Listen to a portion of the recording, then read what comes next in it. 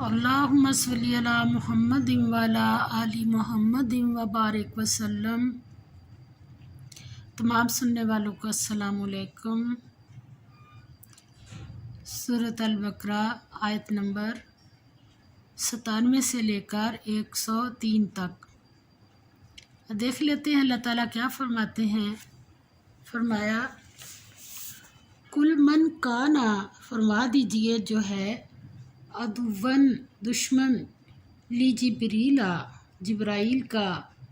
فَإِنَّهُ تو بے شک اس نے نازل کیا اس کو، علی قلبی کا دل تیرے پر، بِإِذْنِ حکم سے، اللہ کے، مصدقاً تصدیق کرنے والا، لما اس کی جو بینہ یدیہ درمیان ہاتھوں اس کے، وہدن اور ہدایت، وبشریٰ اور بشارت، للمؤمنین ایمان لانے والوں کے لیے۔ من کانا جو ہو، عدوًا دشمن، للہ اللہ کا، وملائکتہ اور اس کے فرشتوں کا، ورسلہ اور اس کے رسولوں کا، وجبریل اور جبرائیل کا، ومیکال اور میکائیل کا، فإن اللہ تو بے شک کوئی شک نہیں کہ اللہ عدوً دشمن ہے، للکافرین ایسے کافروں کا۔ وَلَقَدْ اور یقیناً انزلنا نازل فرمائی ہم نے، الیک تیری طرف، آیاتیں بینات روشن، وما اور نہیں، یکفر انکار کرتے، بیہا ان کا، الا مگر، الفاسقون حد سے نکل جانے والے۔ یعنی جو کتاب اللہ تعالیٰ نے ہمیں عطا فرمائی ہے اس میں ہمارے لیے حکم نامے ہیں۔ اب جو اس کا دھیان نہیں رکھے گا تو اللہ تعالیٰ نے ایسے لوگوں کو فاسق کہا ہے کہ اہل کتاب ہو اور پھر وہ اپنی کتاب کا دھیان ہی نہ رکھے۔ فرمایا او کلما، یہاں تک کہ جب کبھی عہدوا انہوں نے عہد کیا، عہداً کوئی عہد، نبذہ پھینک دیا اس کو، فریقٌ ایک گروہ نے، منہم ان میں سے، بلکہ اکثرہم اکثر ان کے، لا یؤمنون نہیں ایمان رکھتے۔ ولما اور جب جاءہم آیا ان کے پاس، رسول ایک رسول، من عند اللہ اللہ کے پاس سے، یعنی نبی پاک صلی اللہ علیہ وسلم، مصدق تصدیق کرنے والا، لما اس کی جو، معہم ساتھ ان کے ہے، کیا ہے ان کے ساتھ، تورات، نبذہ پھینک دیا، فریق ایک گروہ نے، من الذین ان لوگوں میں سے جن کو اوتو دی گئی، الکتاب کتاب اللہ کتاب کو اللہ کی، وراء پیچھے، ظہورہم پیٹھوں اپنی کے، کأنہم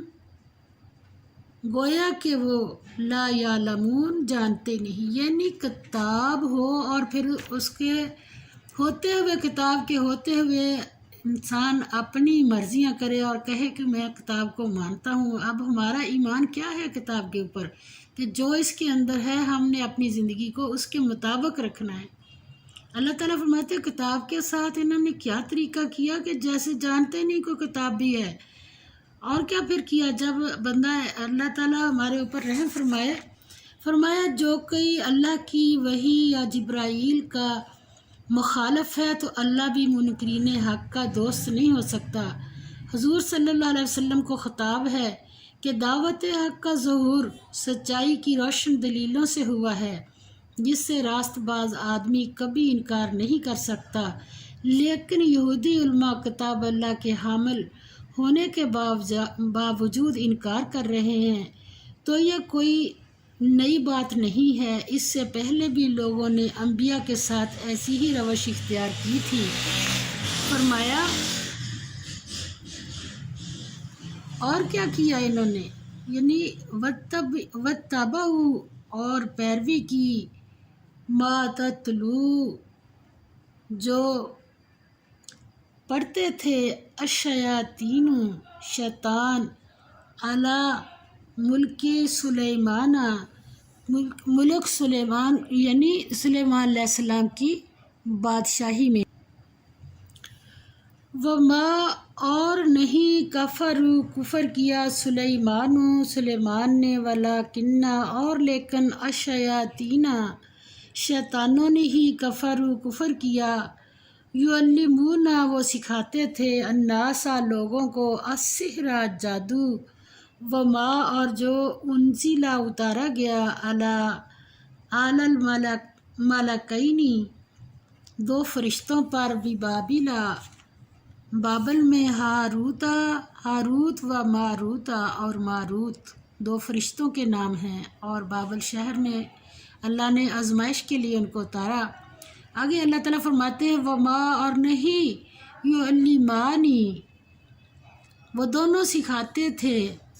من احد کسی ایک کو، حتیٰ یہاں تک کہ یقولا کہہ دیتے، انما صرف، نحن ہم، فتنتن ایک آزمائش ہیں، فلا تکفر پس نہ تو کفر کر، فیتعلمون پھر وہ سیکھتے تھے، منہما ان دونوں فرشتوں سے کیا سیکھتے تھے، ما یفرقون وہ چیز کے جدائی ڈالتے، بھی ساتھ اس کے، بینا درمیان، المری مرد و زوجہی اور اس کی بیوی کے، وما اور نہیں ہم وہ، بضارین زر پہنچانے والے تھے، بھی اس سے، من احد کسی ایک کو، الا مگر باذن اللہ اللہ کے اذن سے، ویتعلمون اور وہ سیکھتے تھے، ما وہ جو، یضرہم ضرر دے ان کو، ولا اور نہ، ینفعہم نفع دے ان کو، وَلَقَدْ اور البتہ تحقیق، عَلِمُوا انہیں معلوم تھا، لمن جس کسی نے، اشتراہ خریدا اس کو،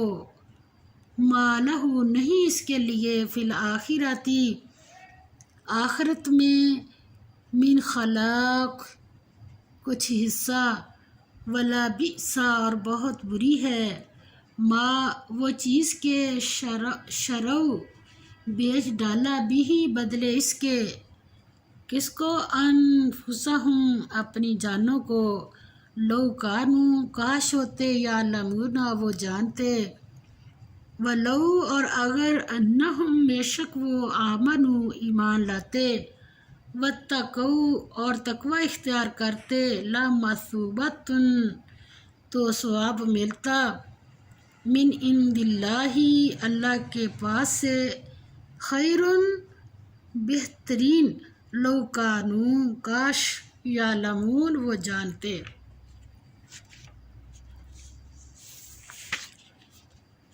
اللہ تعالیٰ نے اس میں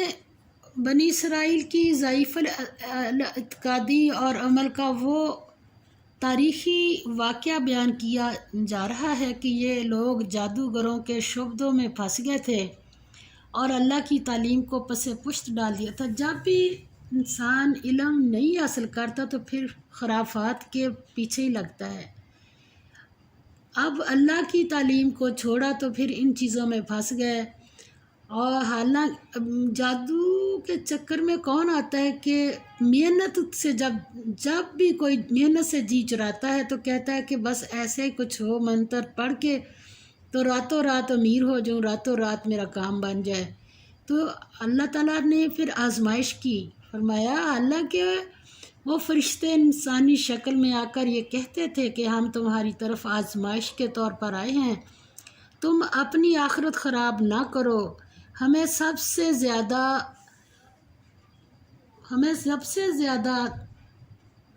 مانگ، اس میں سب سے زیادہ مانگ جس چیز کی تھی وہ یہ تھی، کیا تھی اللہ معاف فرمائے، کہ کوئی ایسا عمل مل جائے جس سے ایک آدمی دوسرے کی بیوی کو اسے توڑ کر اپنے اوپر عاشق کر لے۔ یہ اخلاقی زوال کا انتہائی درجہ تھا جس میں اس دور کے بنی اسرائیل مبتلا ہو چکے تھے۔